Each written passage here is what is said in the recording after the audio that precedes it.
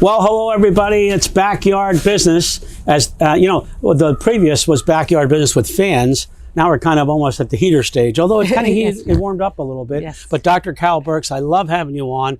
I don't know what it is. I love you. I think you're an amazing person. I know it's a really, these are not easy jobs. And I love that there are people that are strong enough to take it on. Because again, it's, I got the chamber universe, it's more happiness universe. And you've got serious work to do. And it's a great school district. I went there, my mom, my daughter. Anyway, first of all, thanks for being here. It's great to have you. Thank you for having me, Tony. So far you're kind of like the Lehigh Valley, right? I'm hoping. I do. I'm having a great time. It's a lot of work. People have been very collaborative and helpful. And I'm building some strong relationships, so I'm having fun. Do you feel like, new to the area, which is something I probably do a bad job of, but I always feel like I want you to know that if you need someone, we're here. Do you feel like people have your back if you need them? Or? Oh, definitely, and I want to thank you again for having me on your show again, as well as for all your support and the dedication and the way you've been helping me to basically serve as a sponsor to me. So you've been helping me to make relationships or build relationships with people throughout the Lehigh Valley, and I really appreciate you for that. Was that when you first came here? Was it hard? Like, oh my gosh, where do I mean, you came by yourself. I mean, it's not like you came. Some people come with 12 staff members. Yes. That's security. Mm-hmm. You came by yourself. First day, was it like, what did I do? Well, it was actually exciting first day because people had my calendar planned out for me and I wasn't aware. And I think it was day 2. I was speaking at a United Way event and I was like, oh, okay. But I think people have been very helpful and welcoming to me, which has been helpful. And I really feel like this is my assignment, my calling. Mm. So I didn't feel that I was going to a place of strangers. And so I had researched the district, really understood, the data, and some of the areas of opportunity and some of the challenges. And I've been able to really garner a guiding coalition of individuals to help me and help the district. So when you were coming here, you had already done, you knew pretty much the story, and every school district has one. I don't mean that this was, extraordinary story. Everyone is extraordinary, but yet all have the same challenges for the most part. Well, certainly. I grew up in a district that was very similar to Allentown, a city similar to Allentown, as well as attended a school district with similar background in terms of socioeconomic backgrounds as Allentown. And then I worked and have spent my life's work working in schools and communities that primarily serve students of color, students who live in urban conditions. And so this is great for me, and I wouldn't have it any other way. And so, when you went to school, did you think you'd want to be? Were you ever a teacher, by the way? I was. I was a 6th and 7th grade language arts teacher. And let me tell you, boy, does my staff know. Because every comma, period, and everything matters. And so... I need your help. Yes. Badly. And so, but however, I actually wanted to become an attorney. So I have a degree. You'd be a good attorney. That's what my staff says. So, yeah. But I have my bachelor's is in political science. And I was a paralegal before I entered the field of education. But I was volunteering extensively with various groups. I'm into, international organizations. And so, I felt myself most happy or fulfilled when I was working with young people. And so I quit my job, which wasn't that smart because I had just bought a new car. And so I had a car payment. Yes. Yes. Yeah. And decided to go back to school full time to pursue a master's degree, my first master's degree. And at the time at the University of Bridgeport, which I'm from, Bridgeport, Connecticut, they would pay for your master's degree as well as give you a stipend. And now it's going to be so funny. So you know how old I am. But they paid you $250 a month. Wow. Okay. And so I was like, I think I could live off that. Yes. And so with that said, I began to want to really impact and make a huge difference because I had this legal background and experience. And I was like, okay, next job, next thing. And so I was fortunate. I was able to go up in the ranks very quickly on the public education as well as private. And then I worked for the Department of Higher Education in Connecticut. So I've had varied experiences. Yeah, and we're skipping over the part that you worked hard as a child. I mean, I guess nothing was given to you. You earned it. Absolutely. I worked on the youngest of my parents' 6 children. And so I'm the one who listened the most, and I'm the boss of everyone right now. And I really had great teachers and people who poured into my life. as well as a very collective and caring community. I was very active in my church, as well as other civic groups as a child. And so all those things help to feed me and fuel me as a person. And that's why my why is very deep and personal, because someone like me, research would suggest that I would never be sitting here in front of the president of the chamber. Yeah, me either, by the way. Yes, yes. And you never looked at my transcripts, did you? Yes. Please. I hope they buried those things. That led, your foundation was made there. And a Amen. lot of people poured seeds, somebody else watered, Yeah. and then you know where the increase came from. Yeah, So, amen. Yeah. Yes. So just your foundation, and so your spiritual side's there for you when you need it. Absolutely. I'm Christian, and I have very strong beliefs and faith. That keeps me going. Yeah. So, Have you had to call on your faith? every minute of the day. Yeah, I'm sure. So what, again, I love what you're doing, and I know that it's not easy, and I love that you every day do it and keep at it. I guess I want to ask you, you're under a very bright microscope sometimes. Is that tough for you, or you're sort of used to it, or? Well, I mean, I don't think you ever get used to it. Yeah. So when you Good listen point. to even celebrities talk, they still get a sense of nervousness before they get on that stage or before they perform.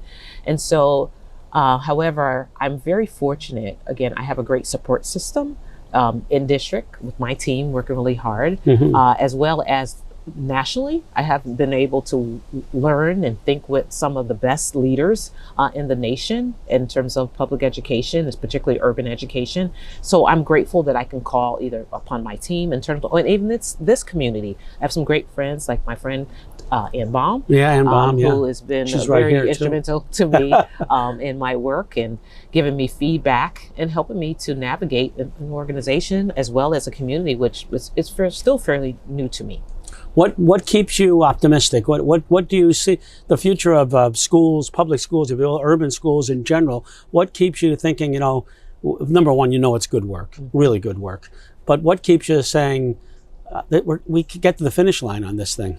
Well, there's so many possibilities, as well as I just love the students and their families. I mean, I love my staff, but when you think about our North Star in my work is the children, and loving the children and ensuring that children who grew up like me, who had similar obstacles that people would say you would not prevail and overcome, to be able to pour into their lives and help them. And I'm kind of relentless about it, Tony. I really believe, I don't really take the word like we can't, or the phrase we can't do something very well, because I think that we have enough intellectual capital in our region here, in district, in our collective community, that we can solve the problems. And there's a researcher named Michael Fullen, and he wrote a lot of books about school reform and urban reform and helping kids to learn. And he's like, the problems are our friends. So I have a lot of friends, but I also have, the collective community to help, and people who really are impassioned and really want to have our students succeed. So that drives me, and that keeps me focused. And we're using this phrase in districts now. We got to stay focused on the focus. So regardless of what's happening out there around us, all the obstacles, the politics, and all those other environmental factors that might impede us moving forward, but we have to stay focused on the focus. And that's ensuring that the teachers, the students, and we have the content that they need to be successful. And all the strategies and beliefs, and create the culture so that they're successful. Yeah, but that's another thing I really admire in you, and that is that many times you can, particularly if you have a short-term plan, come into a district, connect with the right people, hang around for a couple of years, and you're doing work, then move on. But when you feel strongly about something, you're not afraid to challenge the system, if that's the term. Yes. Sometimes I think it's good to stretch people and to really unpack where I think people have good intentions, and I think people within our district as well as our collective community, but I also want to stretch people to kind of think and change mindsets. And I like using the Socratic method approach to getting to asking questions about, and really looking at why and how, and going deeper and deeper. There's a protocol called the 5 whys, and why are we doing something? And why are we doing something? Why not? And then what's preventing? And so using that as a frame to ensure that we get to answers and solutions that we act upon. Because there's a lot of intellectual discourse that people have often. Oh, I feel this about education, and I feel this about teaching, and they've never taught. They've never had the experience. A lot of experts. Everyone's an expert because they went to school, Tony. Yeah, So, I hear you. but getting people to really understand where they're coming from, and coming up with a positive way to work together to solve problems and to ensure that our students get what they need. How are you doing, just in a broad-based sense, financially? I mean, I know there's been some money coming in from the state for schools in general, public schools. By the way, that crazy mix with charter schools and the money that you have to spend. I don't know. Maybe you want to touch on that. How much of your budget goes to charter schools? So this year, approximately $77 million is being invested in charter schools. And so, of course, there's state legislation that requires us to do this. And wait, 77 of your own dollars? Yes. Oh my gosh. Yes, and that's not including transportation costs. Do you ever think, boy, what I could do with $77 million? Well, everyone always thinks about what they can do with some additional money. Yeah. But I do believe that families deserve choice, and families in this community said they wanted choice. Could there be an argument that if you deserve choice, but you deserve to pay for that choice, and not have the public schools who are in need of dollars pay for that choice? Or am I?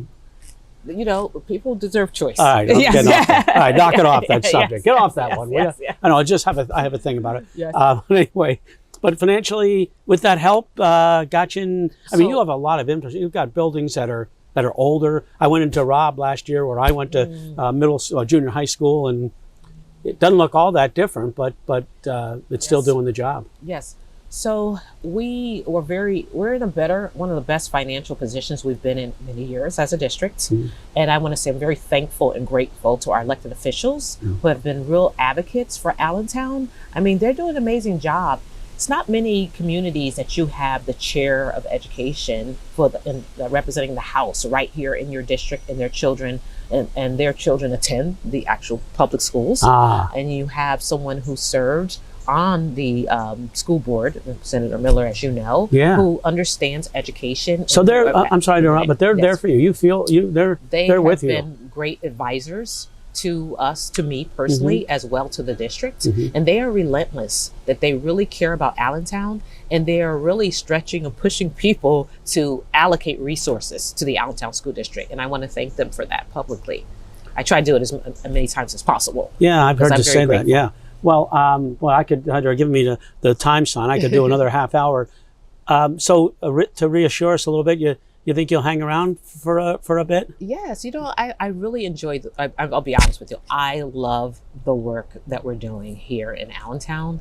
I love the people, and I'm really committed to our strategic plan. And I brought you another copy, Tony, in case you can't find it. So our strategic plan, lighting the way. Yeah. It's a blueprint for innovation and excellence. And just think about what more than 100 people within our community who are part of this, from our friends from even City Center, as well as the Lehigh Valley Hospital, the Health Network, and other partners, St. Luke's, many. So as well as our internal champions, our families, our students. This is not Dr. Birks' plan. This is the community's plan that we are going to execute.